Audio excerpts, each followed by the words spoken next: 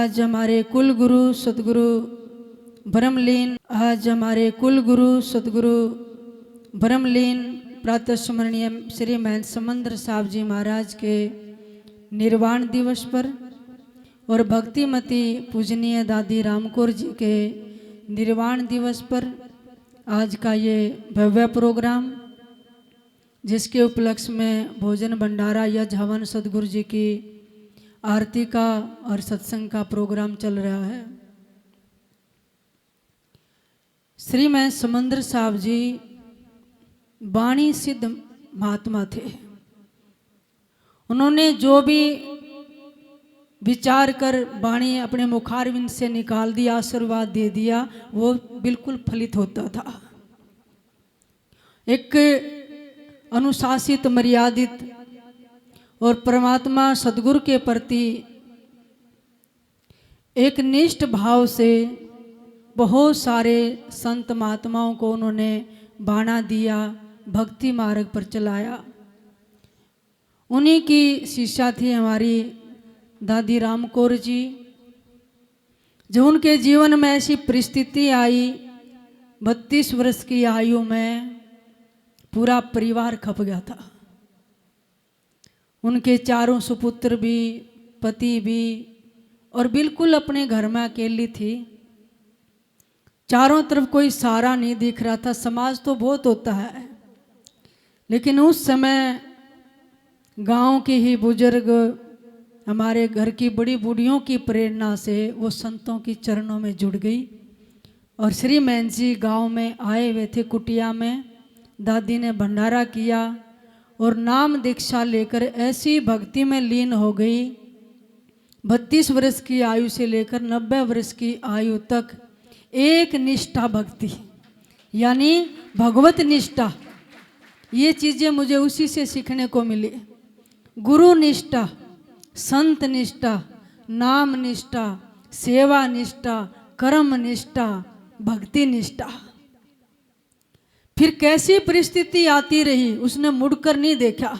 भगवान में विश्वास है तो है, और गुरु को अपना परमात्मा मानकर ही वो भक्ति करती थी। और इतना प्रेम कि मैं उसके आंसू पड़ती देखती थी। आज वो बातें फील होती हैं कि वो प्रेम कैसा था। और कई कई घंटे नाम का बैठकर सुमरण करना। मेरी रात को जाग आती तो वो सुमरण करती मिलती थी बैठी। और संतों के प्रति ऐसा कि जैसे संत आगे तो भगवान दर पे आगे। संत संत है, वो किसी पंथ का हो, किसी संप्रदाय का हो, जो उसके द्वार पे आ गया, सबको अच्छे से बिठाना, चाय पानी भोजन, और फिर सत्संग का आयोजन करना। वो संसार से चली गई, लेकिन अपने अंतिम समय तक उसके घर में सत्संग होता रहा। कोई दिन ऐसा नहीं गया जब संतों की चर्चा ना हुई, किसी वाणी का पाठ ना हुआ हो। तो इतने सारे जो जीवन की ये प्रेरणाएं हैं अध्यात्म मार्ग की, वो हमें बचपन से दादी से ही ये दिव्य गुण प्राप्त हुए हैं। उनके चरणों में, उनके पास बैठकर ऐसे लगता था हम बहुत बड़े संत के पास बैठे हैं। आज वो बातें बहुत फील होती हैं, जैसे किसी की छत्र छाया के नीचे बैठे हैं। और जब फिर शाम को मुझे ज़्यादातर समय स्कूल से आने के बाद जब उसके घर में धूप देती, भोजन देने का समय आता, तो उनकी एक मर्यादा थी। सुबह उठते उसने स्नान करके ब्रह्मवेदी करनी, ध्यान करना, और फिर कुटिया में जो संत थे मैं ताज़ा पानी भर के लाती, उससे भोजन पकाती थी। फिर महाराज जी को भोजन करवा के, गाय को भोजन दे के, ब्राह्मण को दे के, और पक्षियों को दे के, कुत्तों को दे के, फिर वो भोग लगाए बिना उसने भोजन नहीं किया। फिर दिन में सत्संग, शाम को संध्या आरती, उसके बाद फिर वो भोजन करती थी। भोजन के बाद मुझे काफ़ी उसके पास बैठने का समय मिलता। उसको पता था इसकी भक्ति में, नाम में रुचि है, तो वो अपने जीवन का अनुभव भी बताती थी कि परिस्थितियाँ बहुत तरह की आएंगी, जमाना भी कुछ कहेगा। मेरी भी छोटी अवस्था आई थी, लेकिन लगे रहना, कुछ भी हो जाए, और दूसरा अपने गुरु की छत्र छाया में रखना। ये प्रेरणा मुझे दादी ने दी थी। और फिर कहती थी अभी तो तेरी शुरुआत है, तू भक्ति में लगी है, और शुरू शुरू में बहुत चाव होता है बैराग कि अब भगवान को पालूं, सेवा कर लूं, गुरु के पास रहूं, लेकिन इसको बनाए रखना, नहीं तो सबको शुरुआत में लगन लगती है, धीरे धीरे धीरे धीरे संसार की हवा से, संगत से वो चाव कम होने लग जाता है। तो बार बार एक वाणी को दोहराती थी वो, मुझे आज भी याद है, कबीर जैसी लागी पहल की ऐसी निम जाओड़े, अपने तन की को गिने तारे पुरुष करोड़े। वो बहुत बार दोहराती थी, कहती जैसी पहल में लगती है ना भक्ति की लगन, आखिर तक वैसी निभ जाए, वैसी लगन, वैसा ही प्रेम, वैसी सुरती। कहते अपने शरीर की क्या गिने, अपना तो पार होगा ही होगा, ऐसी आत्मा करोड़ों को पार कर देती है। और फिर कहती थी नेह लगाना भी आसान है परमात्मा से, लेकिन नेह टूट ना जाए। दूसरी वाणी कहती थी अगन आच सैना सुगम सुगम खड़क की धार, नैन भावण एक रस महा कठिन व्यवहार। मुझे दादी की आज अचानक वाणी याद आ गई। कहते हैं अग्नि की आंच सहना आसान है, तलवार की धार को सहन करना, खड़क की धार को आसान है, घाव भर जाएगा। नेह निभावन कठिन है, यानी अपने सद्गुरों से वैसा ही हृदय से ने निभाना बहुत कठिन है। ऐसा निभ जाए तो वो एक सच्चा साधक, एक सच्चा संत बन जाता है। तो मेरे को हमेशा यही समझाती थी, बेटी एक तो नित्य नियम नहीं छोड़ना, कहीं भी है अपना वो करना, लेकिन सद्गुरु की सुरती में भक्ति करना। और आपको पता है मेरी बाल दीक्षा दादी जी ने की थी, उनको अधिकार दे रखा था श्री मैं समंदर साहब जी ने, 5 नाम का जो दीक्षा देती थी वो दादी ने ही मेरी, बिल्कुल छोटी सी थी मैं 5-6 साल की, तब से वो मंत्र करती थी। और उन मंत्रों ने जो कृपा की है, सद्गुरु दर्शन देने लग गए थे, ऐसी कृपा थी। और फिर पूज्य गुरुदेव जी महाराज का घर में आगमन हुआ तो वो पारखी बहुत थी संतों की, भी कौन संत साधना करने वाले हैं। फिर उन्होंने कहा भी ये एक विरक्त संत हैं। पहले सटोरी पूछी गुरुदेव जी की पूरी, कब कितनी आयु में घर छोड़ा, अपने पीढ़े पे बैठ जाती, गुरुजी चारपाई पे बैठे होते, जैसे माँ पूछती है ना, बैठ कर चाय पानी भोजन कराकर गुरुजी से सारा पूछती, कितनी उम्र में लगन लगी, कब आपने घर छोड़ा, कौन कौन है परिवार में, क्या याद आई नहीं आई, कहाँ कहाँ जाकर तप किया। तो पूज्य गुरुदेव जी ने बताया कि 20 वर्ष की आयु में मैंने गृह त्याग कर दिया, बचपन से संतों की सेवा करते थे। फिर गुरुदेव स्वामी रामदेवानंद जी महाराज की आज्ञा से जंगलों में साधना करने चले गए। फिर गुरुदेव जी ने ग्रंथ समझाना शुरू किया, तो पूरे गांव में संगत को ये हुई थी कि आज तक ये वाणी किसी ने नहीं समझाई जो महाराज जी समझाते हैं। फिर उन्होंने कहा अब हमारे कुल गुरु स्वामी महर्षि गंगादास जी महाराज होंगे। श्री मैं समंदर साहब जी चले गए, तब दादी वो दिन मुझे याद है, उसको पूरी दुनिया ऐसी सुनने लगी थी, मतलब उसका मन नहीं लगा, उसको उसकी जो करंदन आवाज़ है वो आज भी मैं महसूस करती हूँ। जिस दिन महाराज जी ने शरीर छोड़ा 1984 में, जब वो रो रही थी, वह छोटे छोटे थे, हम भी रो रहे थे, पूरा पाना रो रहा था, मतलब जैसे उसका धरती पर कुछ नहीं रहा। इतना प्रेम, इतना नेह मैंने जो अपने गुरु के साथ उसका देखा, मैंने किसी का नहीं देखा। जब ऐसी आत्माएं चली जाती है ना, तब पता चलता कि उनका सानिध्य जीवन में कितना महत्वपूर्ण होता है। वो कैसी साधक आत्मा है, तो बहुत उच्च कोटि की आत्मा थी। और ऐसी थी जब संसार से गई, बोल नहीं रही थी, लेकिन मेरे को नाम उच्चारण करके सुनाया उसने वाणी से।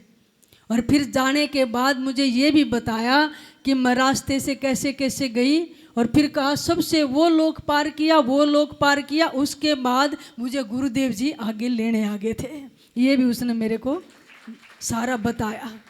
और कितनी सुंदर पालकी विमान में बैठ के गई। ऐसी जो आत्माएं होती हैं उनका यहाँ भी सम्मान, और ऊपर देव शक्तियाँ भी सम्मान करती हैं।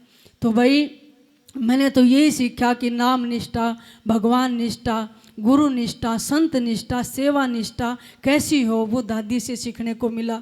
और ऐसी प्रेरणा वो सोचती थी पूरा बगड़, पूरे परिवार, पूरा गांव सब संतों से जुड़े, सब सत्संग सुने, सब भक्ति करें, ऐसी प्रेरणा सबको देती थी और सबको कहती तुम भी सेवा करो, तुम भी करो, बच्चों को लगा देती।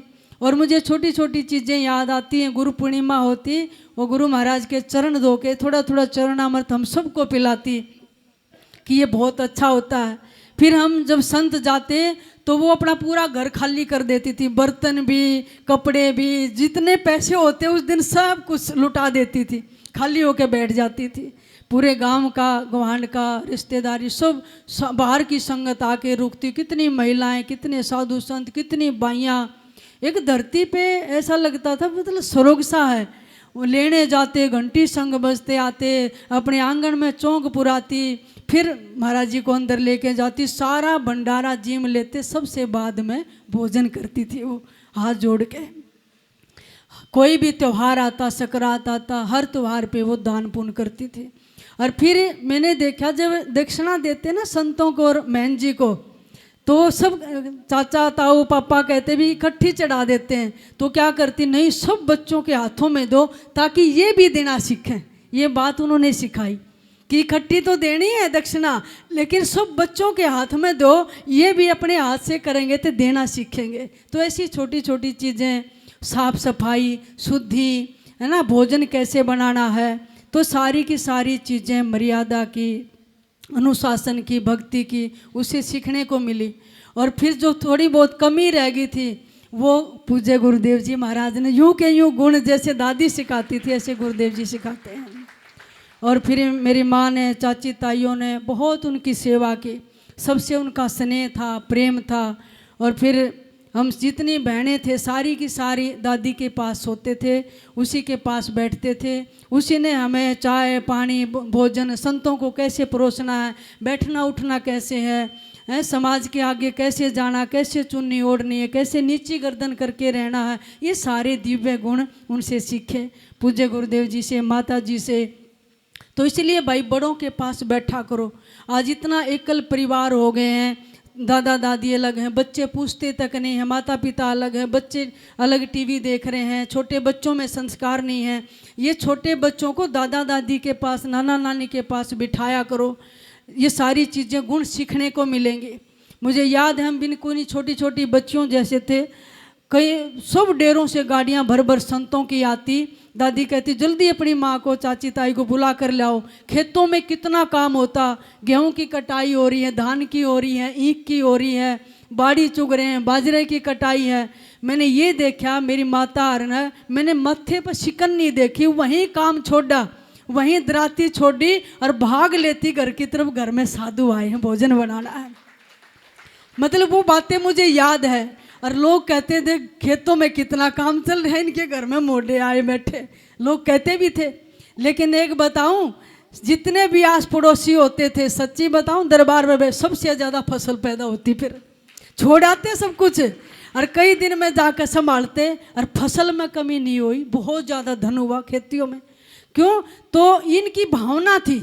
आज की जनरेशन नहीं कर सकती, बिना बताए घर में 4 आदमी आ जाए, भीतर जाके आप ये सोचोगे ये और आगे रियलिटी है, ये फॉर्मेलिटी बेशक करो, लेकिन मैंने इनकी रियलिटी ये देखी, कोई फॉर्मेलिटी नहीं थी। कितने साधु महात्मा आगे, दिन में आगे, रात को आगे, सुबह आगे, बस भोजन बनाना है। तो वही वृत्ति हमारे अंदर रही और सद्गुरुओं की ऐसी सेवा मिली।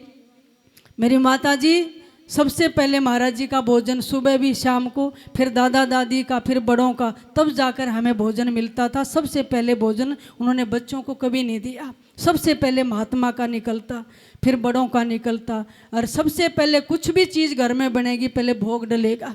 ये आपको बातें छोटी लगती हैं, लेकिन जीवन को दिव्य बनाने वाली, जीवन को बहुत ऊंचा उठाने वाली हैं। घर आपको स्वर्ग जैसा लगने लग जाएगा।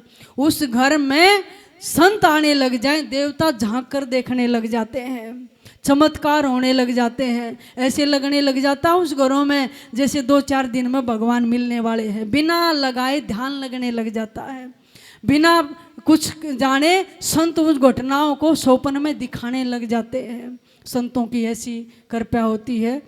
हर एक दिन मुझे याद है वो भी घड़ी, मेरी दादी जी का प्राण निकले, सुबह सुबह उनका संस्कार करना था, पूरा गांव इकट्ठा था। देखा जितने भी गली के आसपास के सब कुत्ते थे वो इकट्ठे हो गए और रो रहे, सब हैरान, सबकी नीची गर्दन। किसी कुत्ते ने उस दिन रोटी नहीं खाई, पड़ोसी रोटी डाल दे, खाई नहीं, वो डालती थी। और जब खाने आते ना कुत्ते, खा ली जब कहती थी जाओ अब, सारे बाहर चले जाते थे, एक भी भीतर नहीं बैठा रहता था जब तक संगत आती, सारे कुत्ते बाहर। तो उधर दादी की अर्थी ले जाके जाने लग रहे हैं, पूरा गांव रो रहा था उस दिन। भले ही वो 90 साल की थी, लेकिन उस समय ऐसा लग रहा था जैसे गांव में कुछ नहीं रहा। एक संत थी, आत्मा थी, वो निकल गई, हम भी रो रहे। इतने में कई महात्मा आ गए, गाड़ी आके रोकी। उन्होंने सोची सत्संग चल रहा है, तो मैंने उषा को कहा, मैंने कहा महात्मा आ गए। तो हमने ये नहीं बताया कि आज मेरी दादी प्राण त्यागी और अर्थी को ले जा रहे, हमने देखने नहीं दिया। हम रो रहे थे चुपचाप, हमने आंसू पोंछी, उनकी गाड़ी रुकवा के हमने कहा महाराज जी इधर भीड़ है, अब ऊपर घर में चलो। दादी की बजाय कहेंगे पहले दादी से मिलेंगे, हमें पता था भोजन का समय है। तो वो संत हमने ऊपर बिठा दिए। कहने भी तुम्हारी माँ कहाँ? मैंने कहा अभी आई महाराज जी। तो कहने भी भोजन करना? मैंने कहा हाँ बैठो महाराज जी। उधर दादी का संस्कार होने लग रहा, और मैं भाग के उषा मुझे ऊपर भेज रही कि जा देख का क्या चिता जल गई है। मैं रोती रोती ऊपर भागी गई, संतों को बिठाया, हमने उनको पता नहीं चलने दिया। जब उसका संस्कार हो दिया, हमने दरवाज़ा बंद किया, फिर संतों के लिए भोजन करा। उसको बताया नहीं तब तक भी संत भोजन छोड़ के ना चले जाएं। फिर हमने भोजन करवा के फिर कहने भी अब दादी के जाना, तब हमने बताया महाराज जी अभी अभी दादी का संस्कार हुआ है। कहने लगे तुमने जुल्म कर दिया, इतनी बड़ी घटना और हमें बता नहीं। महाराज जी आप भूखे चले जाते, भोजन नहीं करते। तो ऐसे संस्कार हमारी माँ ने दिए थे। कोई भी संत आए घर पे, पहले उनको चाय पानी भोजन और दक्षिणा के बिना उनको खाली नहीं जाने देना है।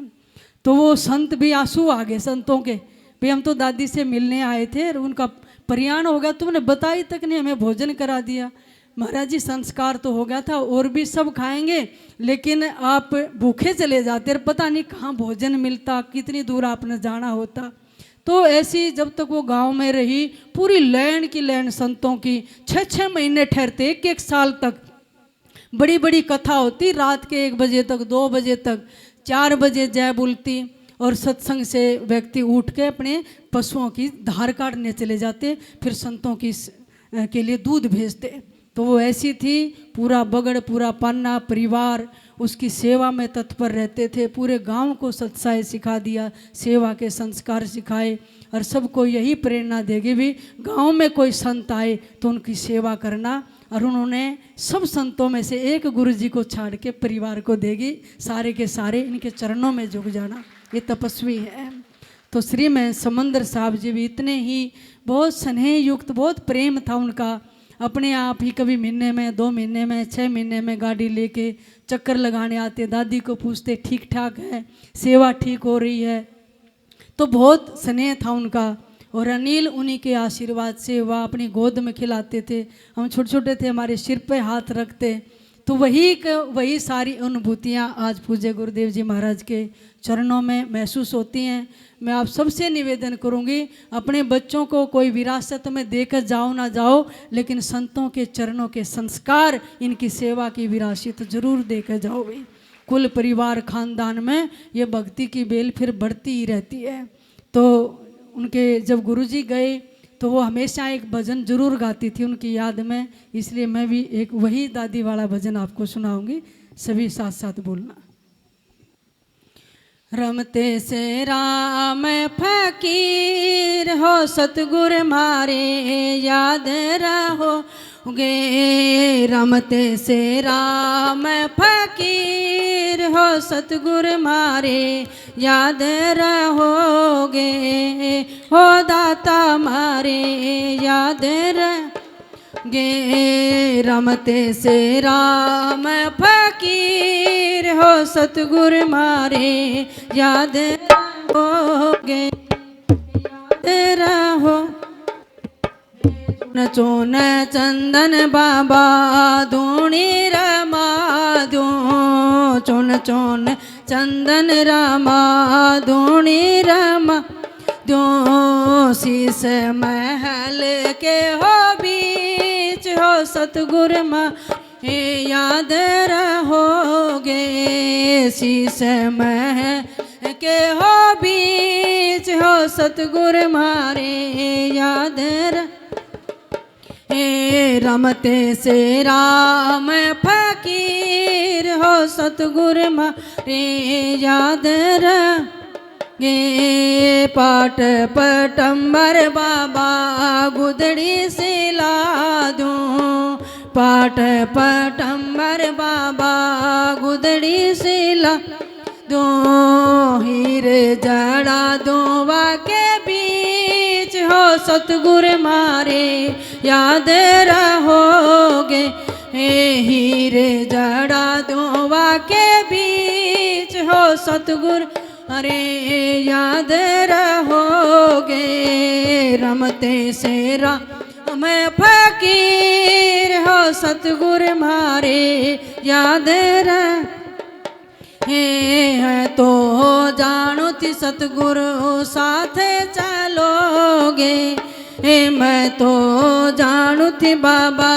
संग चलोगे छोड़ चले हो आधे बीच हो सतगुरु मारे याद रहोगे छोड़ चले आधे बीच हो सतगुरु मारे याद रहोगे रमते से राम फकीर दाता मारे याद कथी कमाली कबीरा तारी बाली कथी कमाली कबीरा थारी बाली साधु किसी के नामित हो सतगुरु मारे याद रहोगे साधु किसी के नामित हो सतगुरु मारे याद रहोगे रमते से राम फकीर हो सतगुरु मारे याद रहोगे हो बाबा मारे याद रहोगे रमते से राम फकीर हो सतगुरु मारे याद रहोगे हो दाता मारे याद रहोगे। बोलिए सतगुरुदेव भगवान की सत